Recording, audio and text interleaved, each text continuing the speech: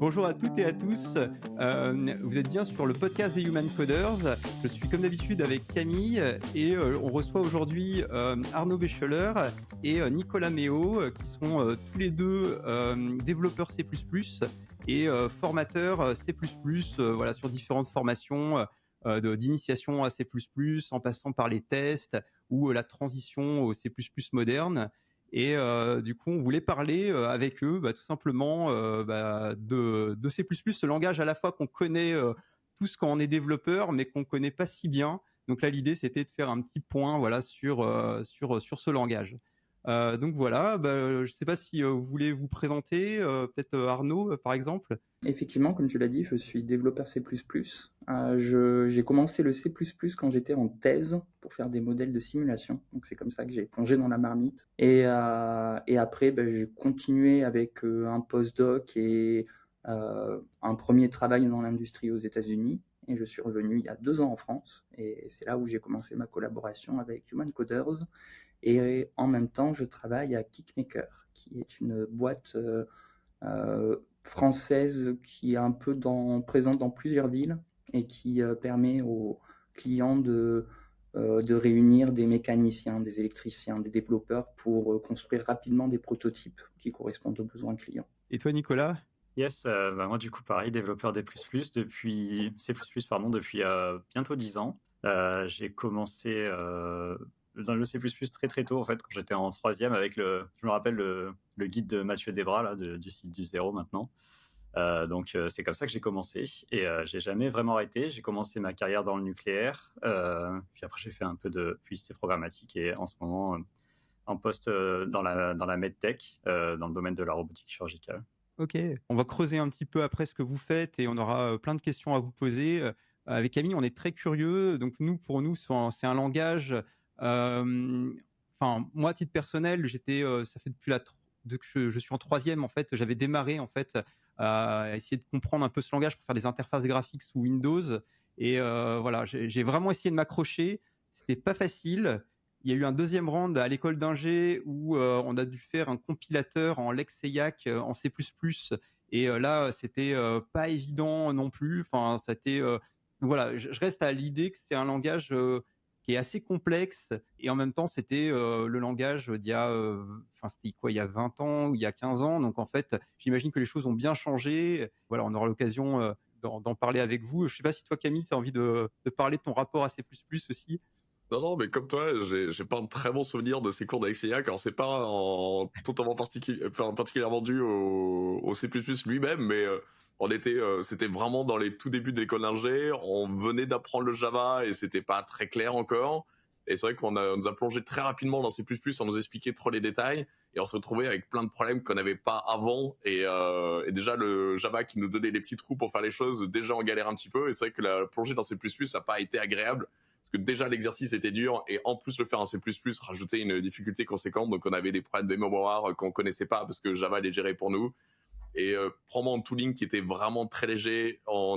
J'ai pas souvenir qu'on avait d'IDE très solides. Je crois que vraiment c'était du VI ou des trucs comme ça. Pas souvenir non plus qu'on ait des compilateurs incroyables. Je sais plus avec quoi on compilait. Les retours d'erreur étaient, bon, voilà, tout était plus dur que les langages qu'on connaissait à l'époque. Et en même temps, vous en parlez avec passion à chaque fois qu'on en discute. Et donc, je suis trop content de voir le delta parce que j'ai l'impression que ça n'a rien à voir avec ce qu'on connaît.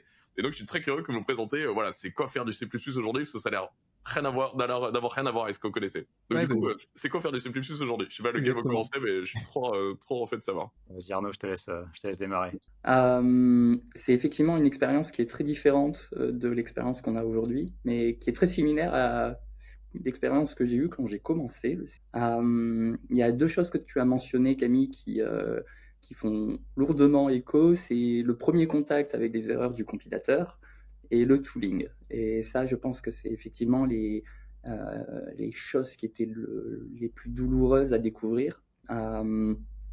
Aujourd'hui, c'est différent, c'est-à-dire que le tooling a beaucoup évolué. On a des IDE. Moi, j'utilise en général VS Code avec pas mal d'extensions, etc. Et du coup, c'est un non-sujet aujourd'hui. Ça fait très longtemps que j'ai pas codé dans le terminal ou avec Vi. À l'époque de ma thèse, j'utilisais Sublime Text. Ouais. Ouais. Donc ça, de ce côté-là, ça a beaucoup changé.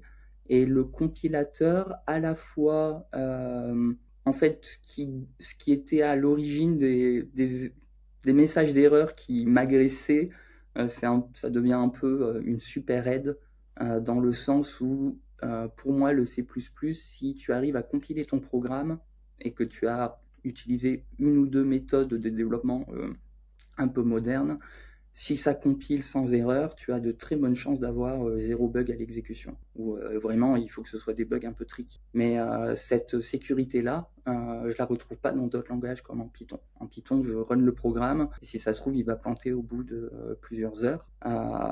Donc, de ce côté-là, C++, il n'a pas changé. Le compilateur est toujours aussi impardonnable. Mais par contre, dans les méthodologies de développement, ce qui était difficile à faire à votre époque, c'est devenu de plus en plus facile avec les évolutions modernes. C'est-à-dire qu'on a de plus en plus d'outils dans la STL, dans la bibliothèque standard du C++, qui nous permet un petit peu de, par exemple, ne pas avoir à gérer des pointeurs soi-même, ou si on applique des méthodes comme le RAI, on pourra en rediscuter, mais dans ce cas-là, on se met dans une bonne position pour éviter tous les problèmes mémoire. On est vraiment à l'opposé du spectre du langage qu'on pratique avec Camille au quotidien, parce que du coup, nous, on vient du monde Ruby. Donc là, typiquement, on a rarement des erreurs sur le moment, mais ça arrive par la suite et on doit se protéger avec des tests et des choses comme ça. Et c'est vrai que la promesse, elle est belle quand même que ça compile et ça devrait marcher, quoi. Et toi, Nicolas, est-ce que tu as des choses à ajouter sur ce point-là, sur le C++ d'aujourd'hui? Ouais, je peux rebondir sur pas mal de choses. Ouais, le compiler, c'est vrai qu'il propose une double boucle de feedback. Il y a une boucle de feedback rapide qui est vraiment on va compiler très régulièrement et ça va nous permettre vraiment de catcher vraiment pas mal de problèmes en amont, comme l'a mentionné Arnaud. Il y a certains pratiques de développement qui font qu'on arrive sur des messages de compilateurs qui peuvent être très verbeux, compliqués, mais la communauté C++ continue à faire évoluer nos compilateurs et aujourd'hui, on a quand même de plus en plus de facilité à lire ces messages. Je pensais au template pour ceux qui ont déjà touché à ça. Des fois, ça peut faire des messages très, très complexes.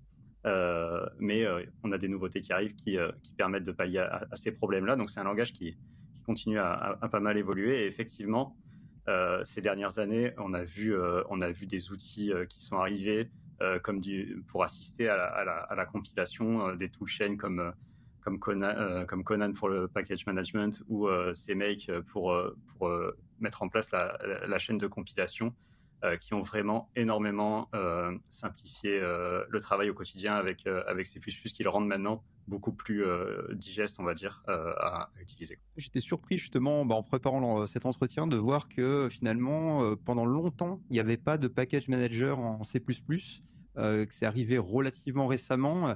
Et du coup, je suis étonné qu'un langage qui existe depuis autant de temps, finalement, il y ait du tooling, moi qui me semble assez important, qui arrive aussi tard.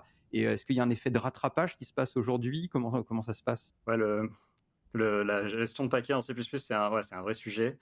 On va dire qu'il y a eu une longue pause quand même dans le comité C++ entre 98 et 2011, où il n'y a pas eu vraiment d'action vraiment du comité officiel C++. C'est plutôt la communauté Boost qui a fait évoluer le langage. Et pendant cette longue pause, il y a pas mal de sujets qui ont pris du retard. Le package management, pour moi, en fait partie. Alors, on avait déjà des outils, mais il y a eu une diversification. Il y a eu pas mal d'outils qui sont arrivés, qui n'ont été pas tous adoptés. Donc, on a eu un peu un package management un peu éclaté sur pas mal de choses, d'outils. Et là, on est en train de reconverger un peu vers deux solutions principales. Mais effectivement, ça a pris beaucoup de temps. Et même aujourd'hui, on a quand même parfois des aires de dépendance qui sont difficiles, avec des petites erreurs un peu uniques au C++ qui sont parfois compliquées à gérer, quoi. Intégrer un paquet, ça peut être parfois une petite bataille selon la gestion de l'arbre de dépendance et la taille du projet. Ok, ouais, mais en tout cas, curieux on pourra creuser ces parties-là peut-être un peu plus tard. Je me posais une question, c'est sur l'usage en fait de C++. Donc Camille et moi, donc on vient du monde du web. Donc c'est pas un monde qu'on connaît beaucoup. Moi, les préjugés que j'avais, parce que j'étais entouré de développeurs plutôt web et je connaissais pas autour de moi de développeurs C++, j'avais en tête que c'était un langage surtout pour faire des interfaces graphiques et que maintenant, les applis web arrivant, finalement, on développe de moins en moins d'applications desktop, peut-être à tort. Et en fait, peut-être, enfin, progressivement, j'avais rencontré des personnes qui utilisaient C++ sur des usages, par exemple le jeu vidéo, ou par exemple dans l'industrie. Tu parlais de l'industrie nucléaire, dans on va dire le médical dans lequel vous travaillez. Et donc la question que je me pose, c'est concrètement aujourd'hui, c'est quoi les cas d'usage de C++ en fait? Très bonne question. Je peux répondre et Ouais. puis Nicolas enrichira ceci. Les cas d'usage, ils évoluent assez rapidement en fait, dans le sens où à mon sens, quand tu choisis C++ ou quand tu choisis un langage, tu essayes de regarder à quelles contraintes tu es soumis et tu essayes de faire un choix de langage qui répond à ces contraintes-là. Du coup, dans des domaines où tu veux beaucoup de sécurité à la compilation, si jamais tu veux produire un exécutable dans lequel tu aies de bonnes garanties de bon fonctionnement, j'ai tendance à penser que le C++ va être pertinent parce que non seulement le fait que tu aies ce double feedback dont parlait Nicolas, mais en plus, avec toutes les sécurités du compilateur et les nouvelles features en C++ moderne où c'est assez facilement avec des mots comme constexpert de faire passer beaucoup de choses, beaucoup de calculs, d'évaluation, etc. En fait, c'est possible de les faire passer à la compilation et du coup, c'est autant de bugs qui sont catchés à la compilation et qui n'existent plus dans l'exécutable que tu donnes à ton client. Et en plus, comme tu passes beaucoup de choses à la compilation, l'exécution est de plus en plus rapide. Donc tu peux arriver à faire des petits programmes extrêmement optimisés et extrêmement safe. Et ça fait que naturellement le C++ est en train de se décaler vers plutôt effectivement le nucléaire, tout ce qui est application militaire, j'imagine, le médical où tu as des normes de safety critical qui sont très importantes. Le langage vient t'aider à documenter toutes ces contraintes-là et toutes les sécurités que tu as. Donc pour l'embarquer, c'est encore un petit sujet. J'ai des collègues qui ont essayé à un moment de faire un projet embarqué en C++ plutôt qu'en C, et ça marche très bien, et on sait que ça marche très bien, mais c'est pas encore un réflexe largement partagé par l'industrie de si on a un sujet embarqué, on essaye de le faire en C++. D'ailleurs, avec des couches d'abstraction C++, certaines équipes préfèrent plutôt le C parce que ça te rapporte tellement près du matériel que tu as plus de contrôle sur ce que tu exécutes. Et je rajouterai juste que il y a une différence aussi qui est en train de s'opérer. On a besoin d'être de moins en moins expert dans le langage, donc ça va aussi sans doute relâcher un peu de pression sur le langage, parce que il est de plus en plus facile de coder dans C++. Et pourquoi? Alors justement, vraiment, là, tu aiguises ma curiosité. Pourquoi c'est de plus en plus facile de coder en C++? Qu'est-ce qui fait que ça s'améliore? C'est le langage, c'est le tooling, c'est... Tout ça à la fois, je dirais, quand une réaction qui est souvent partagée par les stagiaires que j'ai pendant les formations, c'est quand je leur montre les outils modernes, tout le monde, ça devient un peu une blague au cours de formation. Tout le monde commence à dire mais c'est bon, c'est du Python, c'est du Python, c'est du Python. Parce que plus les versions de la bibliothèque standard évoluent, plus on a accès à des outils qui nous permettent d'ajouter une flexibilité dans le code et dans la gestion des types. Le typage est très fort en C++ pour des gens qui sont habitués au Python, mais en fait avec les outils modernes, on arrive à relâcher ces contraintes de type de manière extrêmement facile et intuitive, et ça surprend beaucoup les gens. Donc le C++ moderne commence à s'écrire beaucoup comme du Python. Ok, super intéressant. Je ne sais pas si Nicolas, tu as des choses à compléter sur, à la fois sur l'usage et sur le fait que c'est plus facile à utiliser aujourd'hui. Non, parce que ce qu'a dit Arnaud est effectivement très complet. Même entre le moment où j'ai commencé, parce que j'ai commencé du coup après 2011, et le moment où on est maintenant, il y a énormément d'évolutions qui ont fait qu'on arrive de manière beaucoup plus intuitive à faire des choses qui avant étaient complexes, alors qu'on se disait dans tel langage je sais faire, ça prend 3 lignes et là je galère. C'est des situations qui arrivent de moins en moins souvent, donc à l'usage c'est clairement ça. Et depuis que le comité C++ a vraiment repris de l'activité et qu'on a vraiment une densité des releases et en tout cas une activité assez dense autour de l'évolution du langage, on arrive effectivement à des choses voilà, de plus en plus faciles à prendre en main et je pense que c'est vraiment une bonne chose. Peut-être pour revenir juste sur la partie industrie, je pense qu'il y a une partie qu'on n'a pas évoquée, c'est la partie performance. Donc il y a pas mal d'industries qui choisissent le C++ pour la performance. Je pense notamment à tout ce qui est finance, trading, publicité programmatique, là où j'ai un peu travaillé aussi, télécom et réseau. On est sur des routeurs, des applications qui doivent gérer des centaines de milliers de requêtes par seconde.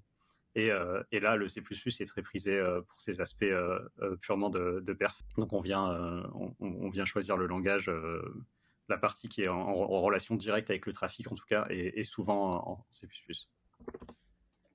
Pour rebondir juste sur un exemple technique de la flexibilité qu'apporte le C++ moderne, les gens en Python sont parfois habitués à pouvoir affecter à une variable des types différents. Donc je fais foo est égal à une string toto, la ligne d'après je peux faire foo est égal à 42, et puis la ligne d'après, foo est égal à un objet complètement différent. Ça, jusqu'à C++ 17, c'était pas possible nativement. Il aurait fallu faire des montages pas possibles avec des héritages de classes. Boost proposait une option, mais la bibliothèque standard, non.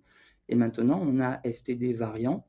Et si on déclare une variable comme étant un variant d'une string, d'un double et d'un entier, on peut se retrouver à écrire, on déclare mon variant foo, et après on peut faire effectivement foo égale 42, la ligne d'après foo égale une string, et puis la ligne d'après foo égale un nombre à virgule. Et tout ça c'est safe, c'est type safe. Le compilateur vérifie bien que dans le programme, au moins, aucun des nouveaux types affectés ne dépasse l'ensemble des types que tu as prédéfinis au départ. Donc ça devient hyper flexible et très puissant, et typiquement on n'a plus besoin de dériver de l'héritage de classe pour faire entrer des choses différentes dans un vecteur par exemple. Initialement en C++, un truc qui embête les gens, c'est qu'on ne peut pas mettre des pommes, des poireaux et des patates dans une liste ou un vecteur. Il faut qu'elles soient tous du même type. Et maintenant, avec les variants, c'est beaucoup plus facile, alors qu'avant, on aurait dû faire des héritages. Histoire de bien comprendre, le changement dont tu parles, c'est un changement dans le langage ou c'est un changement du tooling qui permet de simuler un changement du langage ou... Ça dépend si tu vois la bibliothèque standard comme faisant partie du langage. Moi, c'est Okay. c'est techniquement, je vais pas être exact, mais grosso modo, ils ont ajouté à la bibliothèque standard du C++ un outil qui s'appelle std variant, qui permet de faire ça. Certains te diraient, je pense, corrige-moi Nicolas si je dis des bêtises, certains te diraient que le langage C++ et la STL sont deux choses différentes. Ouais, moi je suis ton avis aussi. Pour moi, ce qui est dans la STL, par abus de langage, je dis que ça fait partie, mais je sais que tout le monde ne le dit pas. Mais effectivement, le variant est un bon exemple parce que c'est vraiment un pattern inspiré un peu des langages non typés, mais qui va rester safe. Et derrière, en fait, on va avoir des patterns comme le visitor qui va permettre d'explorer le variant, de réagir différemment en fonction de son type, etc. Donc, on a vraiment gardé les côtés flexibles des langages non typés, mais tout en gardant la sécurité qui arrive avec le C++. Donc, c'est un langage qui s'inspire de ce qui se fait, mais qui garde quand même cette proportion à être safe et à être typé. Tout ça. Du coup, j'ai bien compris certains avantages du langage. Donc là, vous parliez de la performance, de la sécurité à la compilation. Mais du coup, qu'est-ce qui fait que dans l'industrie, on va plus utiliser C++ ou d'autres langages qui pourraient avoir des avantages similaires comme Rust, par exemple, ou peut-être Go. Vous allez me dire, mais en tout cas, qu'est-ce qui fait qu'on va utiliser tel langage et pas un autre qui aurait des avantages à peu près similaires? Je peux peut-être commencer là-dessus. Il y a plusieurs raisons, je pense. Il y a des raisons de legacy, parce qu'il y a des entreprises qui existent depuis très très longtemps et qui utilisent le C++ depuis sa création ou pas loin.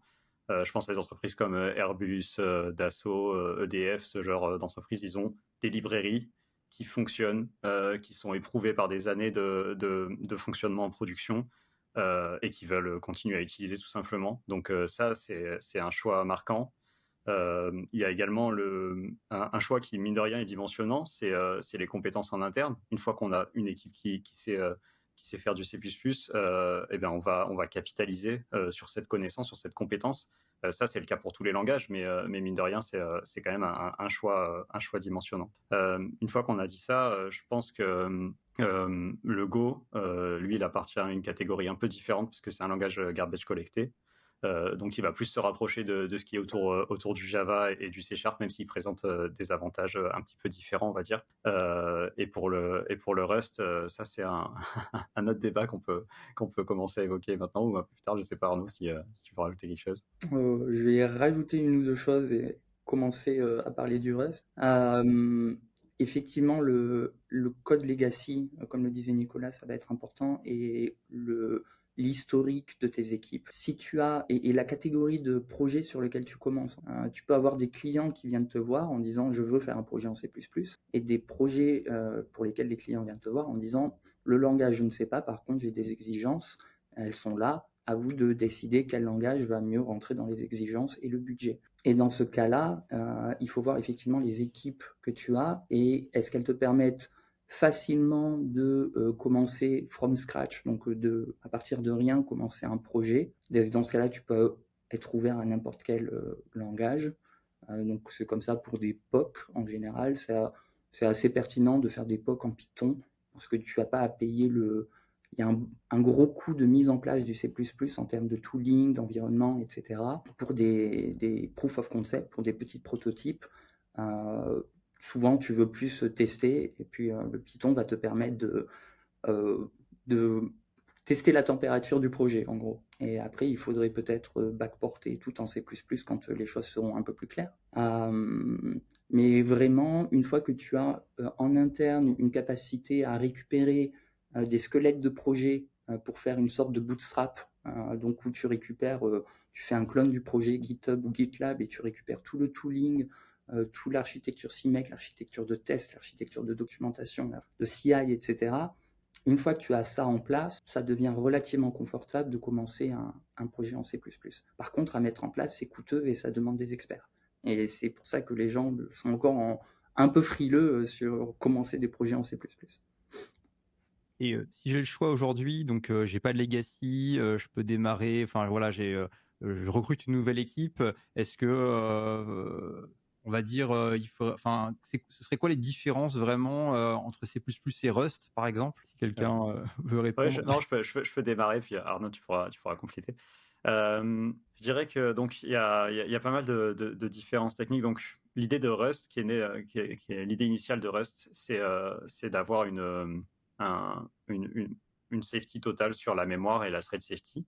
Donc pour ça, il y a des mécanismes comme le borrow checker qui ont été mis en place, qui permet de plus ou moins définir un owner de la donnée et une fois, et avec des mécanismes de partage de données très définis, beaucoup moins libres, beaucoup plus scopés et plus rigoureux que ce qu'on peut faire en C++.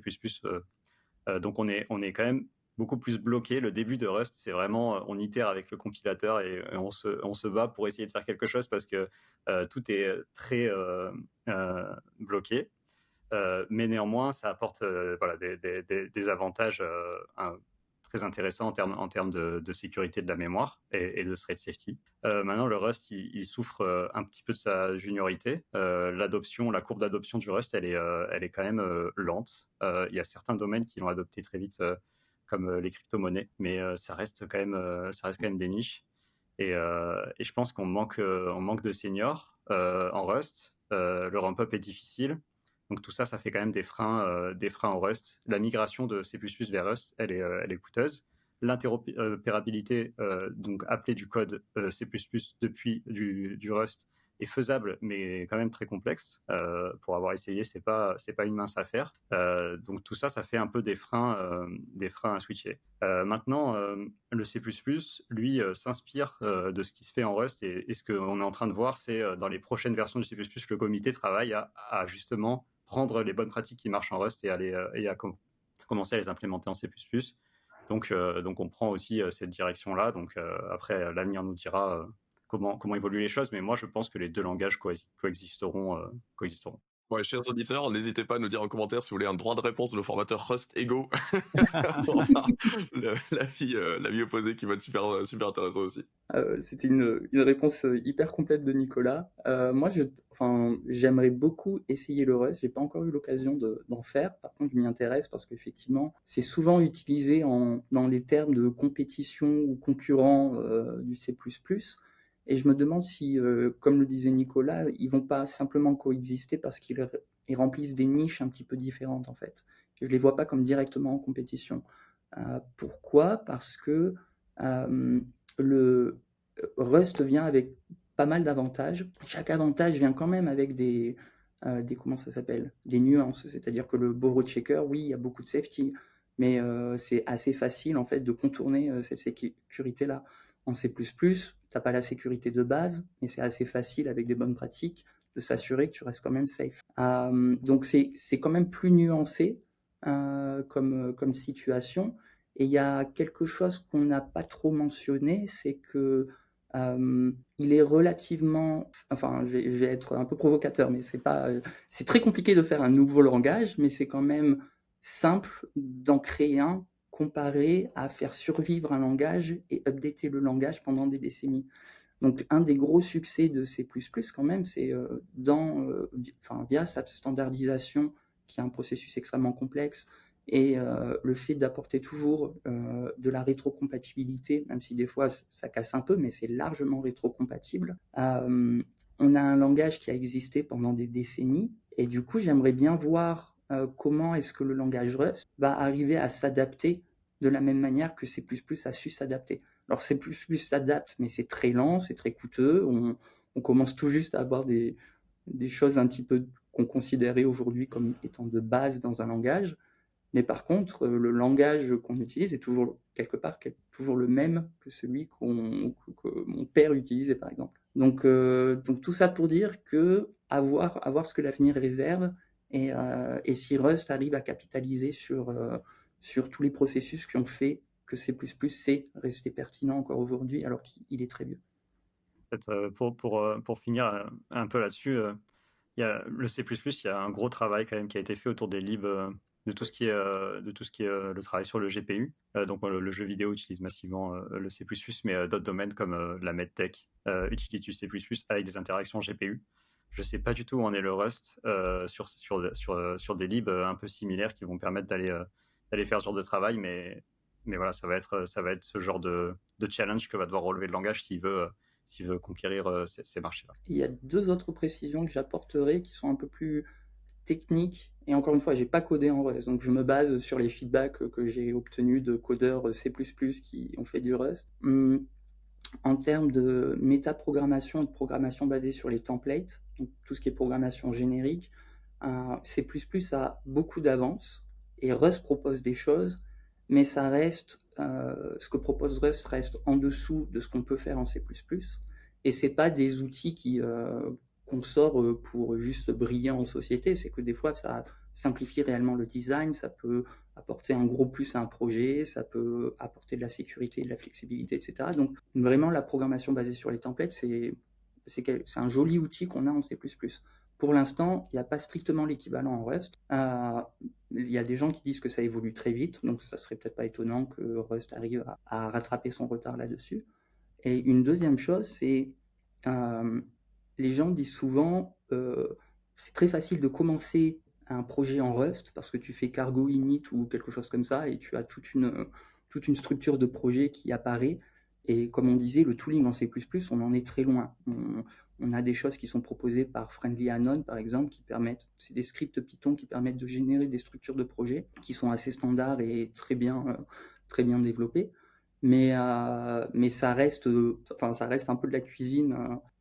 Mais cela dit, ceux qui ont eu l'expérience de coder des projets un peu compliqués en Rust et en C++ disent que pour des projets qui sont un peu délicats ou qui demandent des tweaks un petit peu particuliers, on se heurte très vite en Rust à une sorte de limite donnée par cette standardisation. Donc on commence à avoir en fait le tooling de Rust et le langage de Rust qui commence à lutter contre notre volonté de structurer les choses un peu différemment. Alors que cette flexibilité-là, on l'a en C++, mais elle s'accompagne d'un coût en complexité. Donc il y a toujours cet arbitrage complexité-simplicité. On n'en est pas sorti. Ouais. Ah, c'est très intéressant. Moi, ça m'évoque en C++, on peut vraiment tout faire. C'est-à-dire qu'en fait, on a une liberté totale sur la manière dont on va compiler le projet, la manière dont on va intégrer nos dépendances. Et c'est cette liberté totale et aussi la variété de types de build et le fait que la compilation en C++ elle soit adhérente à l'OS. Toutes ces variétés-là font que, en fait, et la variété des compilateurs, font que c'est très difficile d'avoir des outils un peu sur étagère comme on a en Rust. Néanmoins, une fois qu'on se plonge dedans et qu'on doit résoudre le problème, on arrive toujours à résoudre le problème. Parce que comme les outils ont été pensés avec toute cette diversité dans l'écosystème, en fait, ils sont suffisamment flexibles. Et je pense à Conan, Semek et tous les autres qui évoluent autour de ces problèmes. Pour en fait nous donner la main pour résoudre. Donc on y arrive toujours, même si c'est pas toujours standard, c'est parfois difficile, on arrive toujours à trouver des solutions assez rapides. Et c'est aussi parce que C++ veut garder cette liberté totale entre guillemets que avoir un package manager qui soit standardisé, c'est un des projets, mais en fait c'est extrêmement compliqué à faire parce que il faut se heurter à tout ce que mentionnait Nicolas en fait. Il faudrait arriver à avoir un package manager qui soit encore compatible avec tellement de choses que c'est vraiment pas direct. Alors que il y a d'autres package managers qui font des choix qui n'hésitent pas à trancher dans l'art en disant on va imposer cette pratique-là et c'est moins l'esprit C++. Du coup, ça m'amène à une question. Est-ce que c'est agréable de faire du C++? Et peut-être est-ce qu'elle n'est pas là la différence avec des langages plus récents? Parce que j'ai compris qu'il y avait des fonctionnalités qui mettaient du temps à arriver, qu'il y avait des toolings qui se mettaient du temps à se développer et tout. Et du coup, je sais pas, votre expérience, est-ce que c'est agréable? Est-ce qu'il y a des langages qui vous font envie? Parce que, ok, certes, c'est peut-être moins flexible, mais c'est plus marrant à coder. Moi, ce que j'aime bien, ce qui me plaît dans le C++ au quotidien, c'est le fait de comprendre ce qui se passe à bas niveau. Il n'y a pas de boîte noire. C'est-à-dire que quand on fait du Python, il y a la boîte noire de l'interpréteur. Quand on fait du C++ et qu'on connaît son compiler, en fait, on maîtrise ce qu'on fait. On maîtrise l'allocation mémoire. On a une maîtrise de bout en bout de ce qui se passe. Et quand on arrive à avoir des bugs un peu compliqués, on va observer la mémoire, regarder ce qui se passe, etc. On va vraiment descendre dans les couches de l'OS. Et moi, je trouve ça tout à fait passionnant de rester comme ça, proche de la machine, d'aller explorer des dumps avec Valgrind, même si ça arrive de moins en moins souvent maintenant qu'on a le RA2i. Mais moi, c'est quelque chose qui me plaît beaucoup. Et donc, voilà, garder la maîtrise et ne pas avoir de boîte noire comme le borrow checker ou l'interpréteur. Le garbage collector ou l'interpréteur, ça me plaît beaucoup. Tout ça est très pertinent. Je rajouterais que ça dépend à quelle échelle temporelle tu regardes ton projet. Si là, je dois tout de suite faire un petit script pour de la visualisation de données, l'expérience en C++ va être très désagréable. Et je ne vais pas mentir, si je veux afficher une matrice dynamique en niveau de couleur qui donne l'évolution en temps de je ne sais pas trop quelle variable, C++, c'est pour un POC, si je veux faire ça en une après-midi, c'est le mauvais outil. Ce que je vais faire, c'est aller voir des langages statistiques comme R, qui est un horrible langage. Je ne veux pas coder dans le long terme en R, mais par contre, pour ce genre de problématique, il est très bon. Ou alors, je regarde ce qui se passe en Python, et je sais qu'en quelques heures, il n'y a pas de souci, je te résous n'importe quelle tâche de visualisation de données ou de traitement statistique en R ou Python. Et C++, le coût en temps serait beaucoup plus gros. La différence, c'est est-ce que tu regardes ton expérience de développement à la journée, la demi-journée, ou est-ce que tu la regardes à l'année ou au mois? Et il y a quelque chose que je trouve en C++ que j'ai pas encore trouvé dans d'autres langages, c'est cette impression d'écrire un peu des choses dans le marbre. C'est-à-dire que quand j'ai un fichier qui fait une petite bibliothèque, là par exemple une bibliothèque JSON qui fait du parsing et de la génération de manière un peu naïve, mais qui fait juste ce que je veux. Ce fichier-là, je l'ai testé, il compile, j'ai mis des static assert dans tous les sens et des assertions, etc. Il a une sorte de solidité à toute épreuve que j'ai pas retrouvé dans d'autres scripts. Par exemple, les scripts Python, ils vont casser à vitesse grand V parce que je vais légèrement altérer mon format de données. ou alors j'ai légèrement altéré une interface qui en fait avait un lien avec une interface interne qui était blablabla, et tu tombes dans des erreurs au runtime qui sur le long terme sont extrêmement coûteuses. Avoir un projet complexe à gérer en Python, je ne sais pas si ce serait très agréable. Par contre, faire un petit POC en Python, c'est très agréable. Ouais, je comprends complètement, et je comprends que c'est quand même, enfin voilà, il y a eu beaucoup d'évolutions en fait à C++. On en parlait sur la flexibilité du langage, sur le tooling. Comment ça se passe? Je vois qu'il y a aussi beaucoup de projets qui ont été créés en C++ dans le passé. Est-ce que c'est pas trop compliqué en fait de réussir en fait à migrer un projet un peu ancien sur ce tooling récent, sur les dernières versions du langage pour bénéficier de toutes ces nouvelles fonctionnalités? Est-ce que ça se fait, voilà, sans que ce soit trop dans la douleur? Ouais. Euh, c'est quand même douloureux, hein. Ça dépend évidemment de la dette accumulée. Oui, bien sûr. Mais, euh, mais les montées en version peuvent être douloureuses parce que il faut emmener toutes les dépendances, quoi. Donc, monter en version un projet, enfin, dans le contexte dans lequel j'évolue, c'est souvent des gros projets qui tirent vraiment des dizaines de dépendances, etc. Et parfois, en fait, le point de douleur, c'est pas notre projet sur lequel on est, mais c'est plutôt l'intégralité des dépendances qu'il va falloir aller parfois recompiler. Alors, parfois, on peut toujours. Donc voilà, ça dépend de la taille, enfin, de l'arbre de dépendance, je dirais, principalement, quoi.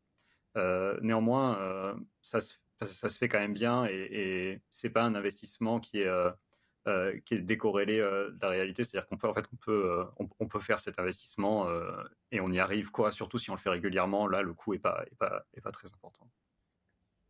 Je suis assez d'accord dans le sens où normalement, il y a des exceptions et ces exceptions-là, justement, peuvent être douloureuses, comme le mentionnait Nicolas, mais normalement, les montées en version sont censées être largement rétrocompatibles. Enfin, le comité de standardisation fait un gros effort pour ne pas avoir de modifications qui soient cassantes. Donc, par exemple, Python, à un moment, je crois que c'était pendant mes classes de master ou de thèse, Python avait eu un changement de version où là, clairement, ça pétait tout. En fait. Ça n'arrivera pas en C++ a priori.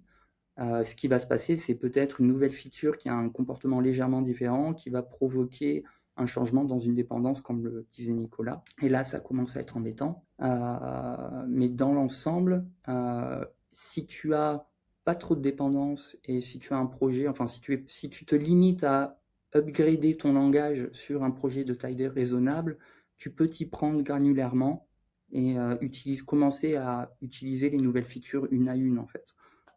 Et sans avoir à modifier l'ensemble de ton projet.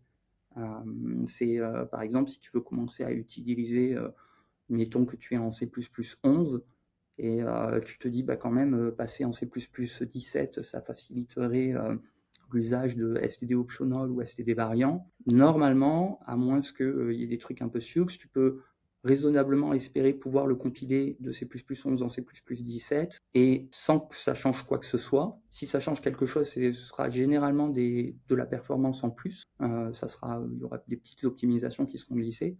Et là, à partir de là, tu peux commencer à utiliser les outils fournis par le standard en C++ 17. Mais si tu ne tombes pas dans le piège dont parlait Nicolas, normalement, c'est pas aussi douloureux que ça.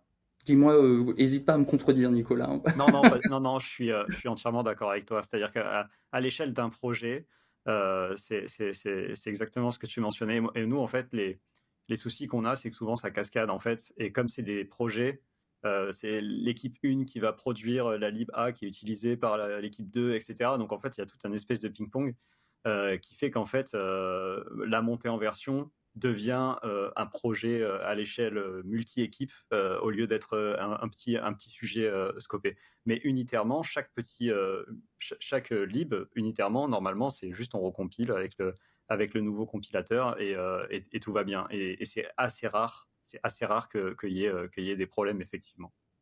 Ok.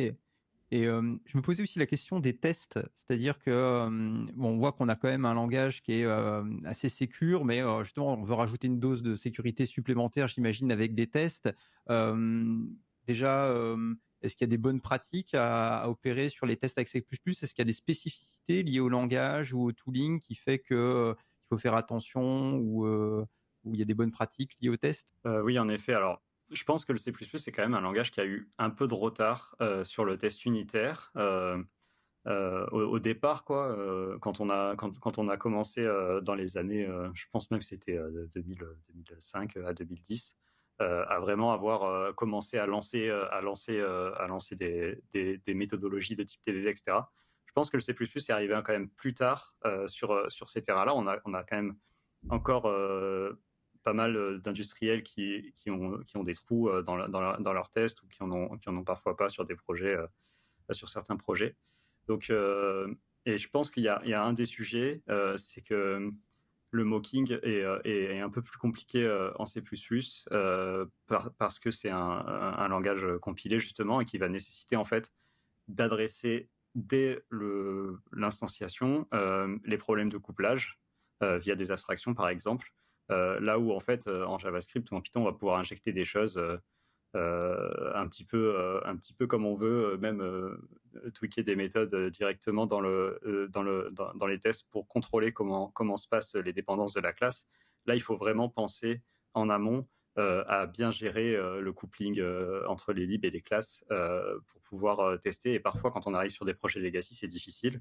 Donc ça crée un ensemble de problématiques, mais qui sont adressables avec des outils qu'on a notamment GTest et Gmox, c'est les plus connus, voilà, qu'on voit un peu dans la formation. Donc c'est des sujets intéressants et on trouve toujours en tout cas des solutions pour aller tester nos composants. Je suis d'accord avec Nicolas quand il dit que il faut s'y prendre tôt, c'est-à-dire que C++ est un langage un peu complexe et compilé. Pour une certaine raison, c'est que j'arrive pas toujours à identifier. C'est difficile pour des juniors et même des gens relativement expérimentés d'architecter un projet en vraiment comprenant, en anticipant les points de couplage et en essayant de découpler les entités que tu manipules. Quand tu commences à écrire du code, que tu commences à écrire une classe ou même une fonction, il y a un peu des bonnes pratiques de design, enfin de conception et d'architecture qui peuvent te permettre d'identifier quand est-ce que tu es en train de lier trop fortement deux classes ou deux entités, deux unités. Et si tu t'y prends pas assez tôt et assez bien, bah, ce couplage-là, il va rendre les tests unitaires intestables, vu que tu n'as pas d'unité, ton code devient un plat de spaghettis et tu peux pas extraire des composantes. Du coup, tester chaque composante devient logiquement impossible. Et arriver à faire comprendre aux développeurs qu'il y a une méthodologie que tu peux suivre pour empiler petit à petit la complexité sans laisser cette complexité se solidifier en un amas de dépendances, c'est pas simple. Et du coup, moi, ce que j'essaye de montrer dans les formations, c'est que si tu veux développer une composante de code, il faut déjà que tu réfléchisses à un peu l'interface de cette composante. Et le test, naturellement, que tu vas mettre en place, c'est pas vraiment un test unitaire, c'est plutôt presque un test d'intégration. Et moi, je parle d'exemples, en fait. J'ai des scripts d'exemples où j'écris en quelques lignes la manière dont je m'attends à devoir manipuler ma classe ou manipuler ma fonction. Et ça, vu qu'elle fait quelques lignes, elle est suffisamment complète et suffisamment claire pour être bien comprise. Et à ce moment-là, tu peux déjà voir si tu commences à dépendre de trop d'autres composantes. Autrement dit, si tu commences à avoir un couplage très fort au reste de ton projet, et tu peux commencer à voir si tu embarques beaucoup trop de dépendance ou pas. Autrement dit, si tu es obligé d'inclure la moitié de ton projet dans ton test d'exemple, c'est que tu vas avoir du mal à tester ça unitairement. Et à partir de là, tu peux commencer à extraire les interfaces, refactoriser un petit peu, et après, tu peux commencer à voir comment est-ce que tu solidifies ce design-là à travers une batterie de tests unitaires. Mais j'ai tendance à faire les tests unitaires bien après m'être assuré de l'interface de la classe, parce que les tests unitaires vont naturellement avoir tendance à graver tout dans le béton, en fait, vu que tu as mis des centaines de lignes de tests qui utilisent une interface. Soudainement, tu te rends compte que l'interface n'est pas bonne, la modifier a un coût. Du coup, j'ai tendance à décaler un petit peu les tests unitaires dans le temps et utiliser une autre catégorie de tests dans les phases de prototypage. Vous venez tous les deux de parler de vos formations. Est-ce que vous voulez, avant de continuer, faire un petit brief sur les formations que vous donnez et un peu quel public vous ciblez et de quoi vous parlez pour les gens qui voudraient se former à C++ ou se mettre à jour? Ok, je vais démarrer. Donc, la formation du coup qu'on propose, c'est vraiment rentrer vraiment dans le détail des features de Google Test et de Google Mock. Donc, on va d'abord parler de ce que vient de mentionner Arnaud, c'est-à-dire comment on design notre code pour qu'il soit testable, écrire du code testable littéralement. Donc, il y a tout un tas de bonnes pratiques et de choses à avoir en tête. Donc, ça, c'est une étape très importante. Et après, on va rentrer vraiment dans le détail de Google Test et Google Mock, c'est-à-dire comment on fait des mocks, comment on écrit des mocks, comment on moque des comportements qui sont plus ou moins avancés. Donc, il y a vraiment toute une pléthore de techniques et de choses qu'on peut faire avec. Et Google Test, ça va tourner autour de comment on fait des vérifications. Il y a tout un tas d'outils qui arrivent avec Google Test pour faire des vérifications, ce qu'on appelle des matchers avancés, donc qui sont aussi très intéressants et que parfois on n'y pense pas parce qu'on ne connaît pas bien le framework et voilà, il y a des choses qu'on peut mettre en place très, très intéressantes. Donc c'est un peu principalement les sujets principaux. Et du coup, moi j'attaque ça sous un angle différent, et du coup j'imagine assez complémentaire. L'idée des formations, ça vient de deux constats.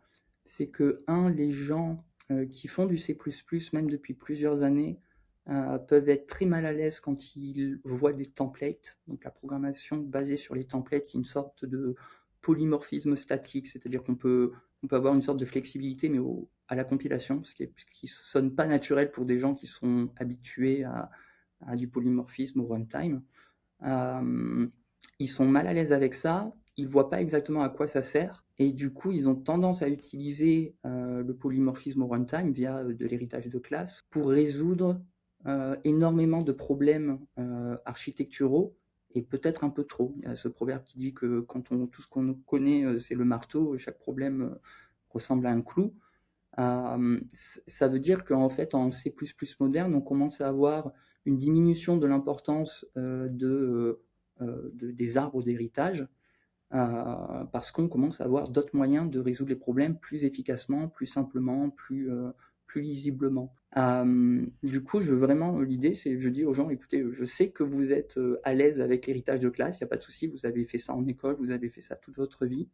Maintenant, on va vous mettre en dehors de votre zone de confort, on va surtout faire de la programmation générique et voir un petit peu comment les outils évoluent au cours du temps.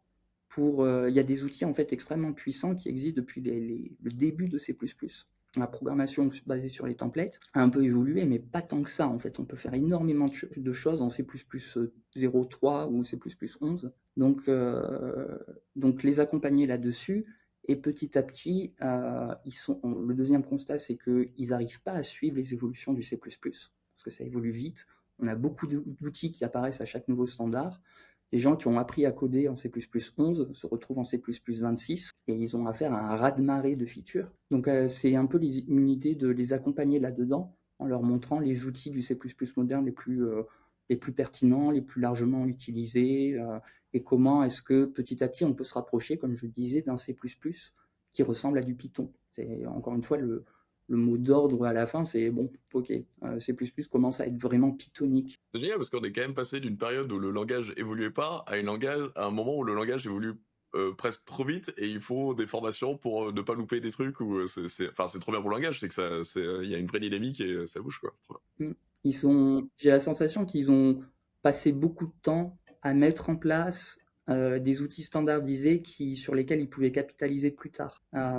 Et typiquement, tout ce qui est const expert, c'est pas fini. Il y a des algorithmes entiers, des conteneurs entiers qui sont en train d'arriver en C++ 26 et qui peuvent être gérés au compile time. Mais ça fait très longtemps qu'ils y pensent. C'est juste qu'il fallait aligner les billes petit à petit. Et là, on est un peu sur une explosion en abstraction, dans le sens où tu peux avoir des outils très puissants qui sortent. Là, il y a la métaprogrammation la réflexion qui sort en C++26, c'est carrément un sous-langage, enfin c'est un nouveau langage dans le langage. Ça va être très intéressant. Je pense à l'exemple des concepts, qui est un truc auquel ils ont commencé à y réfléchir en 2005, qui est sorti en 2020. Je crois que c'est resté 15 ans dans leur sac. C'est impressionnant, quoi. Le temps de maturation est assez énorme. Justement, ça me fait penser justement à une question qu'on voulait vous poser, c'était c'est quoi l'avenir du langage C++? Tu as commencé, Arnaud, un petit peu à nous en parler. C'est quoi les prochaines fonctionnalités, soit qui sont en cours de développement? Tu en as mentionné une. Est-ce qu'il y en a d'autres qui vont arriver? Et puis aussi, vous, vos espoirs, en fait, qu'est-ce que vous aimeriez en fait voir évoluer dans ce langage et dans les outils autour? Je peux démarrer. Moi, ce que j'aimerais, la promesse qui serait intéressante, on en a parlé pendant le call, mais ce serait d'avoir au niveau de la gestion de dépendance, la gestion des package managers qui arrive à être, même si aujourd'hui je pense qu'on a des choses super intéressantes avec Conan, mais je pense qu'on peut encore faire des progrès de ce côté-là, et je pense qu'on est sur la bonne voie en tout cas sur cette partie-là. Donc moi, je pense que c'est un des trucs que j'attends, c'est justement de plus payer cette mise en place initiale avec qui est en fait un frein à un certain nombre de personnes et qui est en fait juste une première étape sur laquelle, une fois qu'on a l'habitude, on ne passe plus que quelques dizaines de minutes, on va dire, mais je pense que c'est un frein à l'adoption au langage. Et si on avait un cargo init en C++, je pense que ce serait chouette. Rappelle-moi ce que c'est le cargo init pour ceux qui connaissent pas Rust. C'est pour lancer le projet. C'est la première commande que tu fais pour initialiser le. Ça va te permettre quand tu crées un projet C++, là typiquement on est sur un projet avec mon équipe, on n'est pas tout à fait d'accord sur la structure des répertoires. Et en fait, la structure des répertoires que tu mets en place a une importance pour eux. Et elle n'est pas préfixée par le langage. Du coup, ça permet beaucoup de flexibilité, mais beaucoup de complexité, parce qu'il faut se mettre d'accord. Le cargo init, ça évite un peu tout ça. Si tu as toute ton architecture de dossiers, les fichiers pré-nécessaires à la gestion de dépendance, à la documentation, à tout ça est géré en une commande, c'est vrai que c'est très agréable. Et moi, alors du coup, quand même, tu as mentionné Conan plein de fois. Moi, j'utilise plutôt VCPKG comme package manager. Il y en a pour tous les goûts et toutes les couleurs. Là, en ce moment, on utilise le CMake Package Manager. C'est un truc très très basique, mais des fois suffisant. Donc il y a une diversité des package managers. Et effectivement, si le standard arrive à se mettre d'accord à un moment, ça sera vraiment génial. Il y a deux features qui m'intéressent. Une qui m'intéresse depuis longtemps, c'est le embed. C'est l'inclusion de ressources binaires. Le fait de pouvoir inclure directement des fichiers binaires dans ton code C++. Tu fais embed mon fichier.json et bam, tu as toute ta string incluse dans ton fichier à la compilation. Et du coup, tu peux commencer à faire, par exemple, du parsing de JSON au compile time de manière hyper flexible. Donc le embed, il était censé arriver en C++ 23, il va arriver en C++ 26. Il y a un truc qui m'intéresse un peu pour l'instant de manière plutôt académique, c'est la réflexion. Donc la capacité au langage de comprendre la manière dont il a été écrit. C'est là où on va commencer à avoir des petits chapeaux, comment ça s'appelle le caractère, l'accent circonflexe. Il y a des accents circonflexes qui commencent à apparaître partout dans le code. Et ça va être un nouveau langage. Moi, je suis curieux de voir comment est-ce que ça va m'aider à résoudre des problèmes un peu épineux plus simplement. Et sur le long terme, oui, comme le disait Nicolas, j'aimerais bien plus d'uniformisation du tooling.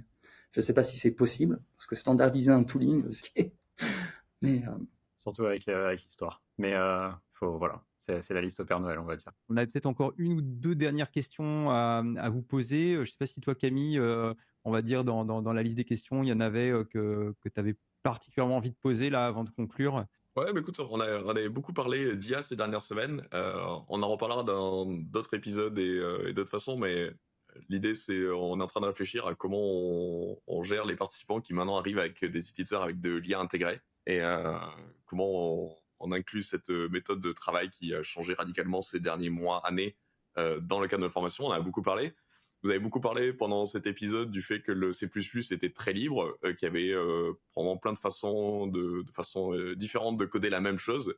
Nous, on est développeur Rails, on a un framework et ça cadre énormément les choses et du coup, au moins pour les choses un peu simples ou un peu habituelles, il y a une façon assez standard de le faire. Et donc, les IA savent où chercher l'information parce que si on parle d'un modèle, c'est forcément dans le répertoire modèle. Si on parle d'utilisateur, il y a 9 chances sur 10 qui s'appelle user.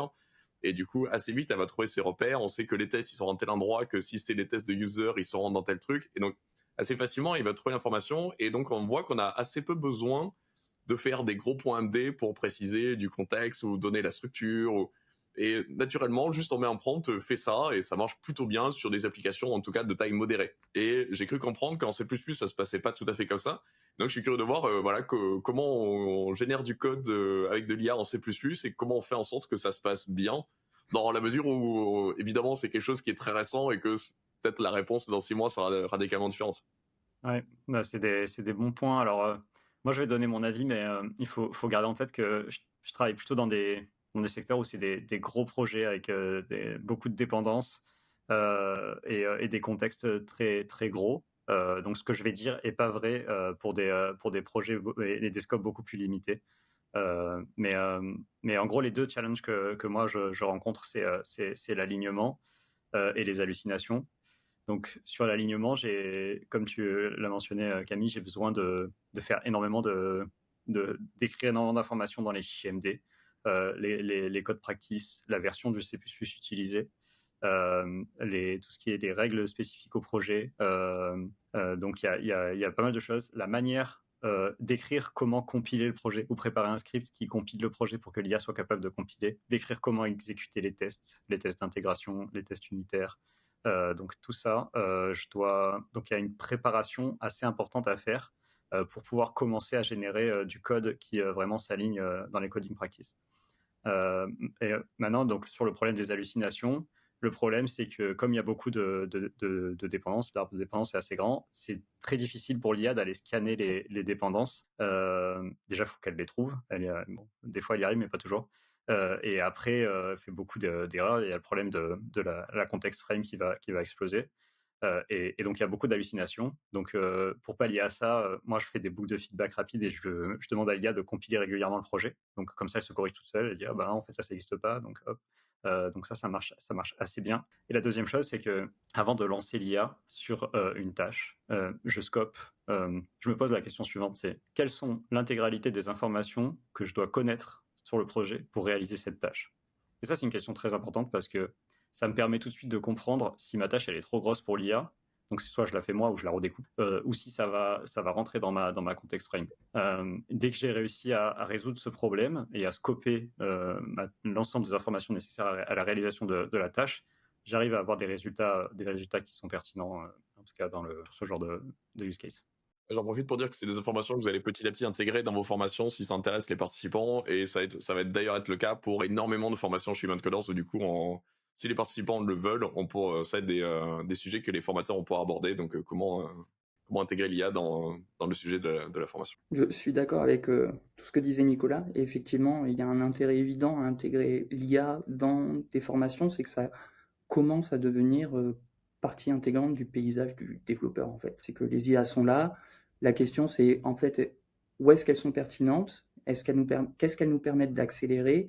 Et à quel risque, enfin, quel est le prix en termes de risque que ça apporte dans un projet? Là où je les trouve très pertinentes, c'est effectivement via l'itération rapide des sorties terminales. On en discutait en début de conversation. Les sorties du compilateur sont des fois un peu verbeuses. L'IA, en fait, cette verbosité-là, pour elle, c'est du gâteau, et du coup, elle peut rapidement itérer dessus. Sur la gestion de l'IA dans le projet, j'ai trouvé qu'il y a quelques pratiques qui simplifient un petit peu en termes de tooling. J'ai presque plus de points MD d'instructions très lourdes, parce que, en fait, si tu arrives à avoir alors dans le C++, tu vas avoir tendance à utiliser CMake pour compiler ton projet, en gros, pour simplifier. Mais en fait, tu as des fichiers qui s'appellent CMake presets, dans lesquels tu vas pouvoir commencer à injecter des informations sur les différents types de compilation, les différentes manières de compiler ton projet. Ces CMake presets-là simplifient tes appels CMake, donc tes lignes de commande sont simplifiées pour compiler le projet. Et du coup, ces lignes de commande-là, selon l'éditeur que tu as, moi j'utilise VSC, et tu peux avoir un task.json, et ce fichier JSON-là récapitule un ensemble de tâches. Donc, est-ce que je build les tests, est-ce que je build les exemples, est-ce que je lance la documentation. Tu peux avoir ClankTidy, c'est une manière de s'assurer que tes guidelines sont automatiquement adoptés par ton code. Donc tu peux avoir une tâche qui vérifie cet aspect-là. Toutes ces tâches-là, en fait, elles sont directement appelables par l'IA. Et du coup, ça simplifie aussi le point MD. C'est que, en fait, tu commences un peu à tout automatiser. Et à mon sens, une des seules choses qu'on va avoir du mal à automatiser pour l'instant, c'est justement comment tu gères la taille du contexte. Nicolas parlait des dépendances. Il y a des dépendances à l'intérieur de ton projet aussi. Et la manière de gérer les dépendances et l'explosion du contexte, on sait faire ça depuis des dizaines d'années. Ça s'appelle l'architecture logicielle. La conception logicielle vise justement à apporter un problème, diminuer sa portée, comme disait Nicolas. Tu réduis la quantité d'informations dont il est nécessaire pour résoudre ton problème. Ça, en fait, si tu arrives à le lier à ton itération sur le design d'une feature ou le design d'une classe, tu finis par avoir des choses de plus en plus modulaires et un contexte de moins en moins gros et de plus en plus accessible à l'IA. Donc ça, elle ne sait pas encore très bien le faire. On peut lui demander des conseils ou des audits sur les techniques de conception utilisées dans un projet, soit scanner le projet et dire quels sont les points architecturaux critiques, ça, elle s'en sort relativement bien, ou alors, pour une feature donnée, quels seraient les choix architecturaux idéaux. Mais il faut quand même avoir une idée de où est-ce qu'on va. Il y a une grosse différence entre les gens qui vont utiliser l'IA de manière un peu aveugle, et là, ils vont avoir tendance à partir typiquement en C++, les premières architectures qu'elle te propose, c'est de l'orienté objet, c'est du runtime polymorphisme, c'est de l'héritage partout. À moins que tu saches qu'il y a d'autres solutions qui sont plus efficaces, elle va t'aiguiller petit à petit vers la mauvaise direction. Donc ça décale notre rôle de développeur de plus en plus vers l'architecture et la conception. Parce que écrire les lignes de code, elle va pouvoir le faire. Super intéressant. Je pense que ça pose plein de questions, même qui sortent du cadre du C++, et dont on se pose pas mal avec Camille en ce moment sur l'IA. Peut-être que juste avant de terminer, je peux vous laisser peut-être un mot de la fin. Est-ce que chacun, vous avez soit une actu, soit un événement ou des ressources à partager peut-être pour ceux qui veulent débuter Peut-être pour compléter, on peut poser aussi la question de la communauté. C'est que si je veux rencontrer d'autres développeurs C++, où est-ce que je peux aller? Alors je sais qu'il y en a un d'entre vous qui est allé à CPPCon et il pourra nous en parler, de voir comment ça se passe, mais même en France, est-ce qu'il y a des CPP User Group? Est-ce qu'il y a des meet-up nationaux? Et je suis très curieux de voir un peu comment ça se passe là-dedans. Je peux répondre en première partie peut-être. Effectivement, je suis allé à la CPPCon en septembre. J'étais invité par la communauté Boost là-bas. Donc la communauté Boost, ça a été un de mes points d'entrée dans la communauté C++. Ils sont très actifs sur les channels Slack qui s'appellent Boost, cpplang/Boost. Et donc ils donnent des bibliothèques de bonne qualité qui ont beaucoup inspiré le langage. Et du coup, la conférence réunissait essentiellement des Américains, mais on était quand même pas mal d'Européens. Et c'était vraiment une très très bonne expérience. C'était cool de voir en personne les gens que j'étais habitué à côtoyer sur les forums. Et ça fait plaisir de rencontrer en fait, des amis de longue date qu'on n'avait jamais rencontrés. Donc je conseille, par contre c'est assez cher, j'aimerais bien qu'on ait des conférences similaires en Europe. Je sais qu'il y en a. Et généralement j'ai plutôt tendance à aller dans les meet-up. J'ai organisé pendant 2 ans un C++ meet-up à Paris. Donc si vous avez un meet-up local, allez-y, c'est là où vous allez rencontrer des C++. Et au tout début de ma thèse, j'étais très actif sur développer.com, qui était une ressource francophone pour C++ et d'autres langages. Mais super communauté, ils m'ont sauvé la vie à plusieurs reprises.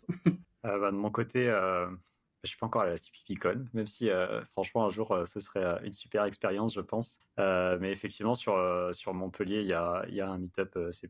Normalement, il y en a pas mal dans les grandes villes, on va dire. Mais non, sinon, j'ai pas spécialement d'autres idées en tête là qui me viennent. Ok. En tout cas, on était vraiment très contents de vous recevoir. Je pense que ça nous a appris pas mal de choses. J'espère que nos auditeurs aussi ont appris, que ce soit ceux qui connaissent pas du tout C++ ou ceux qui connaissent, mais on va dire qu'on peut-être une pratique, on va dire, peut-être pas sur les derniers outils en fait des nouveautés de C++. Donc, n'hésitez pas en tout cas, du coup, à poster des commentaires si vous avez des questions. On essaiera de vous répondre. Et donc, merci à tous. Et vous pouvez en savoir plus sur les podcasts sur humancoders.com/podcast. Et voilà, je vous dis au revoir et à bientôt pour un prochain podcast. Ouais, merci beaucoup. Merci de nous avoir fait partager votre univers. Donc, très bientôt. À bientôt. Ciao.